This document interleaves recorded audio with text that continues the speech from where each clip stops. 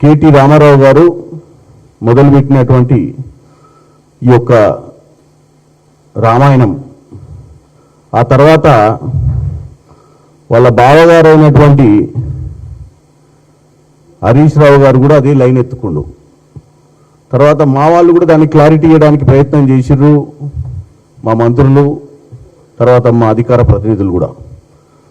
ఈరోజు నేను ఒక చిన్న క్లారిటీ ఇవ్వదలుచుకున్నా. ఏది?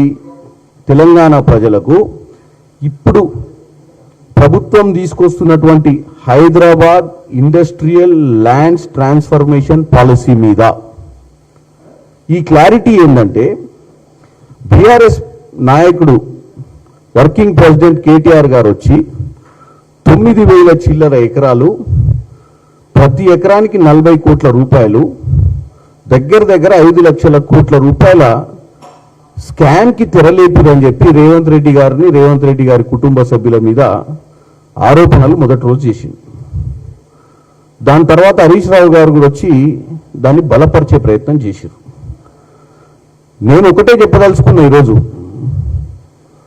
ఈ యొక్క పాలసీలో వాళ్ళు ఏదైతే చెప్పడానికి ప్రయత్నిస్తున్నారో, ఎవరు హరీష్ రావు గారు, కేటీఆర్ గారు ఏదైతే చెప్పాలని ప్రయత్నిస్తున్నారో, వాళ్ళ సమయంలో మేము 100% ఒరిజినల్ వాళ్లకు, అంటే ఎవరైతే ప్రైమరీ ల్యాండ్ హోల్డర్స్కి ఎవరికైనా ట్రాన్స్ఫర్ అయితే 200% ఛార్జ్ చేసినామో అని చెప్పే ప్రయత్నం చేశారు.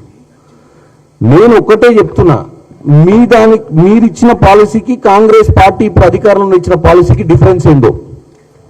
కాంగ్రెస్ పార్టీ ఈ హైదరాబాద్ ఇండస్ట్రియల్ ల్యాండ్స్ ట్రాన్స్ఫర్మేషన్ పాలసీని ఏదైతే తీసుకొచ్చిర్రో, ఈ పాలసీ కేవలం ఫ్రీ హోల్డ్స్కే, అంటే ఆల్రెడీ ఓనర్షిప్ ఉన్న వాళ్ళ మీదనే ఈ యొక్క పాలసీ తీసుకొచ్చారు. ఓనర్షిప్ అంటే ఇప్పుడు ఇండస్ట్రీస్లలో ఆల్రెడీ ల్యాండ్ అలాట్ అయ్యి వాళ్ళు ఎప్పుడో గవర్నమెంట్ దగ్గర కొనుక్కున్న వాళ్లకు 30%,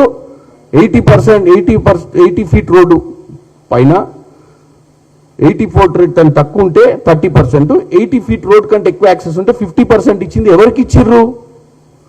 కాంగ్రెస్ పార్టీ ఎవరైతే ఇండస్ట్రియల్ ల్యాండ్స్ గతంలో కొనుక్కున్న వారి కోసం ఇచ్చారు.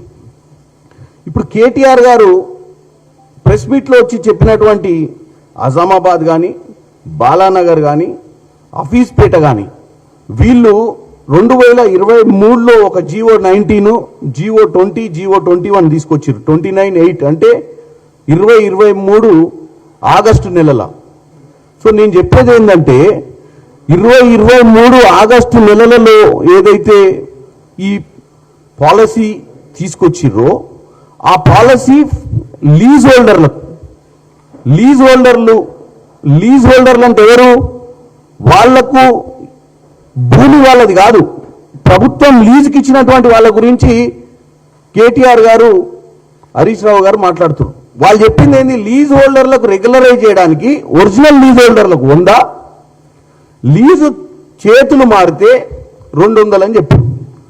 సో ఒరిజినల్ లీజు, అసలు లీజ్ హోల్డర్ ఒకరికి లీజ్ ఇచ్చిన తర్వాత ఆ లీజు వేరే వాళ్ళకి ట్రాన్స్ఫర్ చేయడానికి ఆ లీజ్ హోల్డర్కి అధికారమే ఉండదు.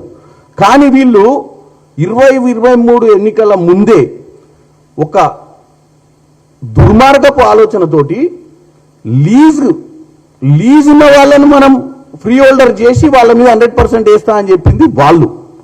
ఇప్పుడున్న ప్రభుత్వం చేస్తుంది ఏంటంటే లీజ్ హోల్డర్లకు కాదు ఇది. ప్లస్ ఇప్పుడు వచ్చిన పాలసీ అజామాబాద్ కానీ, బాలానగర్ కానీ, హఫీజ్పేటకు కానీ సంబంధించినటువంటి ఈ Hyderabad industrial land transformation policy కాదు. ఇది కేవలం ఎవరికైతే ఇండస్ట్రీస్ ల్యాండ్స్ గతంలో కొనుక్కున్నారో, అంటే ఆల్రెడీ 30% ఎవరి మీదనో 50% వేద్దామని అయితే ప్రభుత్వం ఆలోచిస్తుందో SRO రేటు మీద కన్వర్షన్ కోసము.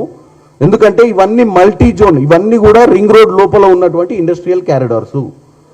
ఈరోజు సామాన్యునికి అందుబాటులోకి రావాలి, ఇక్కడ ఇండస్ట్రీస్ నడిచే పరిస్థితి లేదు, ఇండస్ట్రియల్ జోన్స్ని రింగ్ రోడ్ బయటికి తీసుకుపోవాలి, వీటన్నిటినీ కూడా ప్రజలకు అందుబాటులోకి మల్టీ జోన్లోకి తీసుకురావాలన్న ఉద్దేశంతో నీ సొంత భూమి మీద 30% వేస్తున్నారు. అంటే నువ్వు ఆల్రెడీ ఓనర్షిప్ ఉన్నటువంటి చామల కిరణ్ కుమార్ రెడ్డి భూమి మీద నాకు 30% వేసి మల్టీ జోన్ కన్వర్షన్ చేసుకోమని చెప్తారు.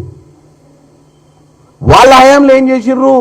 వీళ్ళు చెప్పేటువంటి ఆర్టీసీ క్రాస్ రోడ్ అజామాబాద్ ఇవన్నీ కూడా లీజు భూములకు పూర్తి హక్కులున్న భూములకు డిఫరెన్స్ తెలియకుండా ఇన్ని రోజుల నుంచి ప్రజల్ని తప్పుగా పట్టిస్తారు. మీరు రోజు మా హయాంలో 100%, మా హయాంలో 200% అని చెప్పే ప్రయత్నం చేస్తారు.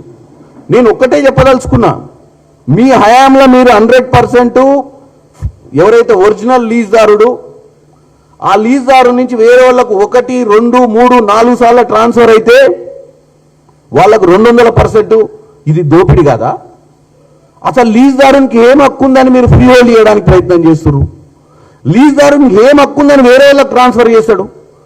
మీ హయాంలో 23లో మీరు తీసుకొచ్చిన జీవో ఏదైతే ఉందో 19, 20, 21 జీవోలు తీసుకొచ్చి అజామాబాద్కు 19, బాలానగర్కి 20, హఫీజ్పేట్కి 21 జీవోలు తెచ్చింది లీజ్ హోల్డర్లకు. ఈ ప్రభుత్వం తీసుకొచ్చినది జీవోలు, మీరు తీసుకొచ్చిన జీవోలకు ఇప్పుడు వచ్చిన జీవోకు సంబంధమే లేదు. ఇప్పుడు వచ్చిన జీవోలు ఈ 3 అజం నగర్, బాలనగర్, హఫీజ్పేట్కి సంబంధం ఉన్న భూముల మీద కాదు. ఇప్పుడున్నది కేవలం free hold. Already free hold అంటే ఎవరైతే ఓనర్షిప్ ఉన్నటువంటి ఓనర్లే 30% కట్టడం అనేది ఒకసారి ఆలోచించాలి. ఫ్రీగా భూమి ఇచ్చి 100% తీసుకోవడము, ఆల్రెడీ ఓనర్షిప్ ఉన్న భూమి మీద 30% తీసుకోవడానికి వ్యత్యాసం తెలియకుండా వీళ్ళు తెలంగాణ ప్రజల్ని కన్ఫ్యూజ్ చేస్తున్నారు. దీన్ని తెలంగాణ ప్రజలకు నేను క్లారిటీ ఇవ్వదలుచుకున్నా. దీంట్లో ప్రభుత్వానికి ఎటువంటి దురుద్దేశం లేదు. ముఖ్యమంత్రి రేవంత్ రెడ్డి గారు రింగ్ రోడ్ లోపల ఉన్నటువంటి ఇండస్ట్రియల్ కానీ ఏదన్నా డెవలప్మెంట్ కోసం అప్పుడు కొనుక్కున్నారు. ఇండస్ట్రియల్ క్యారిడార్స్లల్లో అప్పుడు హైదరాబాద్లో కూకట్పల్లి, ఇక పోతే ఈ చుట్టుపక్కల ఉన్నటువంటి చాలా మటుకు ఏరియాస్లల్లో ల్యాండ్స్ చాలా ఇండస్ట్రియల్ క్యారిడార్స్లో కొనుక్కుర్రు. ఇప్పుడు ఇండస్ట్రీస్ అన్ని కూడా అవుట్ సైడ్ సిటీకి ఓఆర్ఆర్ బయటికి వెళ్ళిపోవాల్సిన పరిస్థితి ఉంది. కాబట్టి వీటన్నిటికి కూడా మల్టీ జోన్లకు తీసుకురావాలని ఒక మంచి ఉద్దేశంతో 30% స్లాబ్ ఒకటి, 50% స్లాబ్ ఒకటి తీసుకొచ్చిర్రు. మరి నేనే ఓనర్ ఉన్నప్పుడు వీళ్ళిద్దరు బాబామర్దులు వచ్చి తెలంగాణ ప్రజల్ని తప్పుదో పట్టిస్తారు. నేనే ఓనర్ ఉన్నప్పుడు నా సొంత భూమి మీద ఆల్రెడీ 30 పైసలు కట్టాలి అంటే నాకు బాధ ఉంటుందా, మంచి ఉంటుందా అనేది ఆలోచించాలి. వీళ్ళు ఏమంటారు 100, 200 అనేది మీరు ఎవరు? నేను ఓనరే కానప్పుడు నాకు అప్పడంగా లీజు భూమిని నా పేరు మీద చేయడానికి 100% వేసినా నాకు ప్రాబ్లం లేదు. కానీ ఆల్రెడీ నేను ఓనర్షిప్ ఉన్న భూమి మీద, నేను ఓనర్షిప్ తోటి ఇండస్ట్రీ నడుపుకుంటున్న భూమి మీద 30% 80 ఫీట్ల లోపలికి, 50% 80 ఫీట్ పైన ఉన్నటువంటి అప్రోచ్లకు ఇచ్చినప్పుడు ప్రభుత్వానికి నిధులు వస్తున్నాయి. ఈ నిధులను కూడా దేనికోసం ఖర్చు పెడుతున్నారు? 25% ఈ నిధులను ఈ రింగ్ రోడ్ అవతల ఏదైతే ఇండస్ట్రియల్ క్యారిడార్స్ని డెవలప్ చేస్తున్నారో అక్కడ ఇన్ఫ్రాస్ట్రక్చర్ కోసము తెలంగాణ ఇన్ఫ్రాస్ట్రక్చర్ డెవలప్మెంట్ కార్పొరేషన్ ఖర్చు పెడుతుంది. అంతే తప్ప మీరు కావాలని ప్రజల్ని తప్పుతో పట్టించే ప్రయత్నం చేస్తున్నారు. తెలంగాణలో ఉన్నటువంటి ప్రభుత్వానికి చిత్తశుద్ధి ఉంది. మీ మాదిరిగా నీ అంత లెక్క ఇంట్లో ఫామ్ హౌస్లో కూర్చొని జీవోలు రిలీజ్ చేస్తలేమో. ఒక సబ్ కమిటీ వేసి మంత్రులందరితో చర్చ చేసి 100% వేయాలన్నా 200 వేయాలన్నా అనేది కట్టేటోనికి తెలుస్తుంది బాధ. సొంత భూమి మీద 100, 200 ఎందుకు కడతారు? మీరంటే లీజ్ హోల్డర్లకు అప్పడంగా ఓనర్షిప్ ఇస్తా అని చెప్పి మీరు 100, 200 తీసుకుంటారు. అది మీ యొక్క దౌర్భాగ్యపు ఆలోచన. మేము లీజ్ ల్యాండ్లకు ఇక్కడ పర్మిషన్లో లీజ్ ల్యాండ్లను ఫ్రీ హోల్డ్ చేయడానికో చేయలేదని చెప్పే ప్రయత్నం చేస్తున్నాం.